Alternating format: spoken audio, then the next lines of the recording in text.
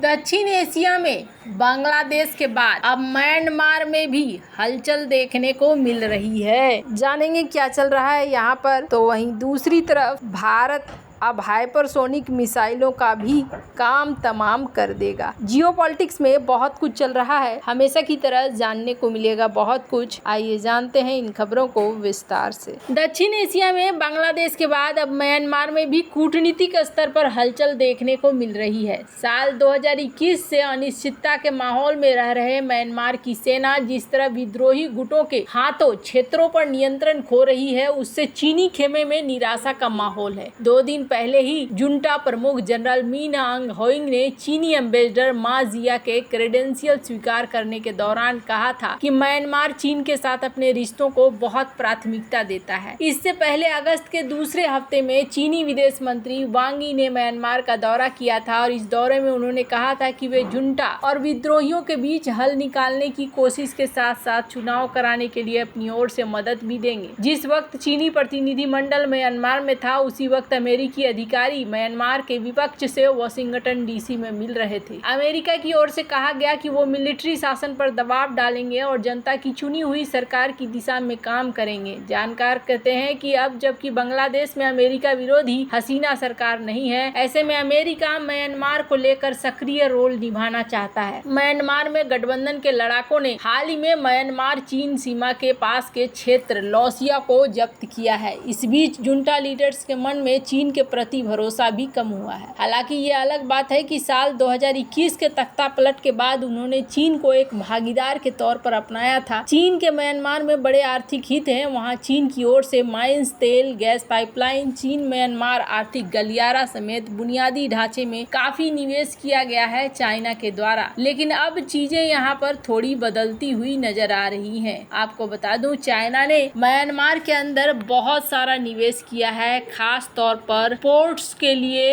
Railways के लिए। China का एम्बिशन कुछ अलग था। चाइना ने ये सोचा था कि यहाँ से म्यांमार से उसे मलक्का स्ट्रेट का एक ऑप्शन मिल जाएगा और वो उस हिसाब से चलेगा। लेकिन यहाँ पर चीजें कुछ अलग ही लेवल पर होनी शुरू हो गई है, जो देखने को मिल रहा है। चाइना अब दोनों साइड को पुश कर रहा है कि आप दोनों बातचीत कर लीजिए और मामले को रफा दफा कीजिए, यहाँ पर अब चुनाव कराइए। लेकिन ऐसा लगता नहीं है कि चीजें इतनी आसानी से अब यहाँ हल होने वाली हैं। यहाँ पर चीजों ने अब एक अलग रूप लेना शुरू कर दिया है। वैसे आपको बता दूं, जेसन टावर म्यांमार के एक्सपर्ट हैं यूनाइटेड इंस्टीट्यूट ऑफ पीस में। यहाँ पर इन्होंने कहा है कि बैंक का जो स्टेटमेंट है कि इफेक्टिव तौर पर हम कोऑपरेशन करेंगे, उससे जनता की जो एबिलिटी है खत्म हो चुकी है। चाइना के इंटरेस्ट पता चल रहे हैं कि चाइना को अपने हित यहाँ पर दिखाई दे रहे हैं और चूंकि यहाँ जो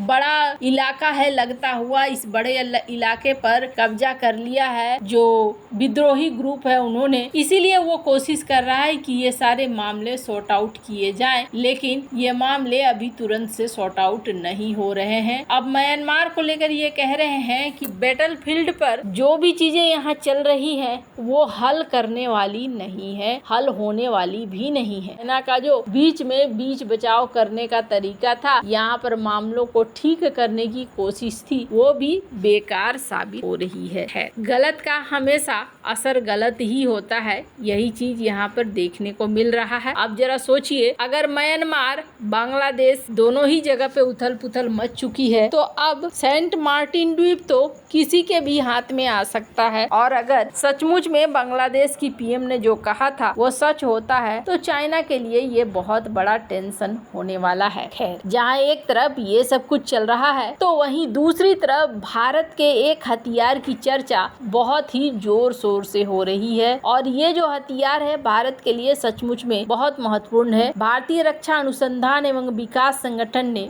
भारतीय नौसेना के लिए नई मिसाइल बनाई है। ये लंबी दूरी की सतह से हवा में मार करने वाली मिसाइल होगी। होगी। कहा जा रहा है कि इसकी रेंज 250 किलोमीटर होगी। ये किसी भी तरह के एंटीशिप मिसाइल को मार गिराएगी, चाहे उसकी गति 8600 किलोमीटर प्रति घंटा से ज्यादा क्यों ना हो। यानी कि एक हाइपरसोनिक मिसाइल भी अगर है तो उस मिसाइल को ये मार गिराने की क्षमता रखती है। ये मिसाइल इंडियन नेवी को हवाई सुरक्षा कवच देगी, ताकि पाकिस्तान या चीन की मिसाइलें किसी भी तरह से भारतीय नौसेना के युद्धपोतों, पनडुब्बियों और एयरक्राफ्ट कैरियर पर हमला न कर सके। ये मिसाइल इंडियन नेवी को हवाई सुरक्षा कवच देगी, ताकि पाकिस्तान या चीन की मिसाइलें किसी भी तरह से भारतीय नौसेना के युद्धपोतों, पनडुब्बियों और एयरक्राफ्ट कैरियर पर हमला न कर सके।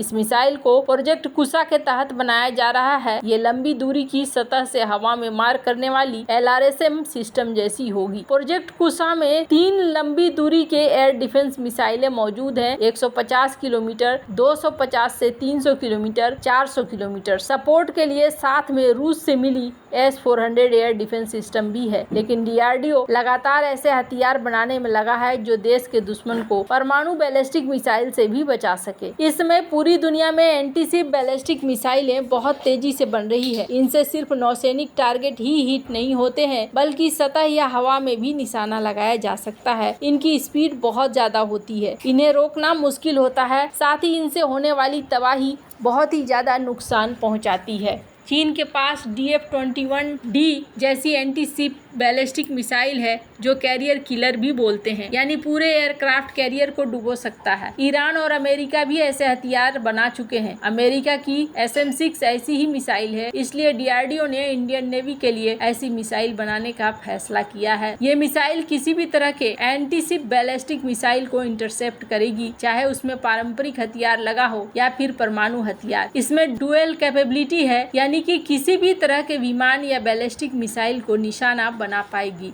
इससे जमीन, जहाज, एयरक्राफ्ट कैरियर सभी जगह कवच बन जाएगा। वैसे आपको ये आयरन डोम की तरह कुछ कुछ देखने को लगता होगा, पर यहाँ पर ये देखने को मिल रहा है कि असल में क्या सीन हो रहा है। असल में आयरन डोम अगर काफी सतह के पास से इस पर हमला किया जाए तो मुश्किल होता है, या हाइपरसोनिक मिसाइलों को ये इंटरसेप्ट नहीं कर पाता है। लेकिन प्रोजेक्ट कुशा के अंदर वो ताकत है जिससे कि ये हाइपरसोनिक मिसाइलों को भी टारगेट कर सकते हैं और उसको निशाने पर ले सकते हैं। वैसे जिस तरीके से यहाँ पर चल रहा है, चाइना का तैयारी और बाकी देशों की तैयारी, खासतौर पर पाकिस्तान की भी तैयारी, भारत को बहुत ज्यादा सतर्क होने की जरूरत है और भारत को एक्टिव तौर पर यहाँ आगे बढ़ने की भी जरूरत है। वैसे भारत कई क्षेत्रों में लगातार आगे बढ़ता हुआ दिख भी रहा है, पर धीरे धीरे दुनिया के और भी देश हैं जो इस क्षेत्र में अपने आप को तेजी से ला रहे हैं। उन्हें भी इजराइल को देखकर एक बात समझ में आ रही है कि अपने डिफेंस सिस्टम को सबसे ज्यादा मजबूत रखना बहुत जरूरी है। इजराइल ने जो काम बहुत पहले किया है, वही काम अब ये देश भी कर रहे हैं, धीरे धीरे कर रहे हैं। वैसे आपको क्या लगता है, इन सब मामले में आपकी क्या राय है, कमेंट कर जरूर बताएं। जल्द मिलते हैं अगले वीडियो में नई खबर के साथ।